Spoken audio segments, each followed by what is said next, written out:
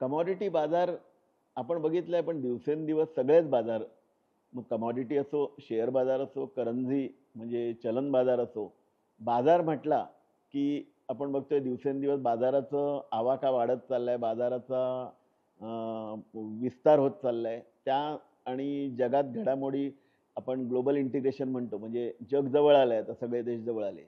ह्याच्यामधनं ह्या व्यापाराला अधिक चालना मिळते.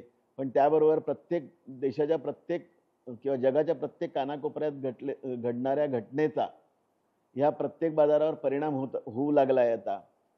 तर त्यामुळे काय झालंय, की बाजारात एक चढ उतारांचं प्रमाण वाढलंय आणि चढ उतारही खूप मोठे व्हायला लागलेत. म्हणजे ज्याला म्हणतात व्होलॅटिलिटी, प्राइस व्होलॅटिलिटी. हे जे चढ उतार व्हायला लागलेत, हे चढ उतार बाजाराच्या दृष्टीने किंवा त्या बाजारातले जे महत्त्वाचे सहभागीदार असतात, मग तो उत्पादक असो, प्रक्रियादार असो, आयातदार असो, निर्यातदार असो, यांच्या दृष्टीने घातक असतात. मग ह्या चढ उतारांपासून संरक्षण मिळण्यासाठीच मुळात हा वायदे बाजार फार महत्त्वाचा आहे. तर वायदे बाजार नसेल तर हे चढ उतार कदाचित जास्त असू शकतात, असं काही स्टडीजमधनं असं उघड झालंय. म्हणजे आपण बघितलं की टीका वायदे बाजारावर अशासाठी केली जाते की वायदे बाजारामुळे महागाई होते किंवा त्याच्यावर मुळे चढ उतार होतात. पण ही टीका ही झाली आहे ही याबद्दल असलेलं प्रचंड अज्ञान, वायदे बाजार कसा चालतो किंवा कसा चालवला जातो किंवा त्याचा उपयुक्त काय, याबद्दल अज्ञान आज धोरणकर्त्यांमध्येही आहे, व्यापाऱ्यांमध्येही आहे, उत्पादकांमध्येही आहे आणि एकंदरीत लोकसंख्येमध्ये याबद्दल भारतामध्ये विशेषतः याच्यामध्ये फारच अज्ञान आहे वायदे बाजारामध्ये. त्यामुळे त्याच्यावर केवळ टीका केली जाते.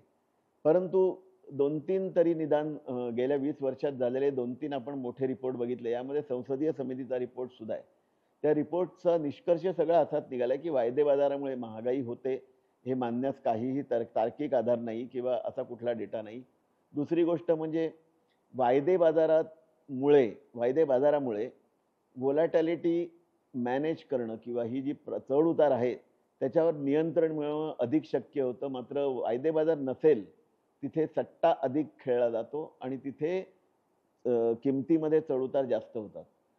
हे सिद्ध झालंय ह्या अनेक अभ्यास गटांमधनं. त्यामुळे वायदे बाजाराची उपयुक्तता निर्विवाद आहे आणि त्याच्याबद्दल जर कोण टीका करत असेल तर त्यांनी ते समजून घेण्याकरता त्याला समजून देण्याची गरज आहे. एकंदरीत परिचय वायदे बाजाराबद्दल आणि त्याची माहिती ही जेवढी वाढेल तेवढं या बाजाराबद्दल सकारात्मकता निर्माण होईल आणि मग ती धोरणकर्त्यांपर्यंत परत पोहोचेल आणि एक व्हायब्रंट ॲग्रिकल्चरल फ्युचर्स मार्केट आपण म्हणतो, एक चांगल्या पद्धतीने विकसित झालेलं आधुनिक कृषी पणन व्यवस्था देशात निर्माण होईल.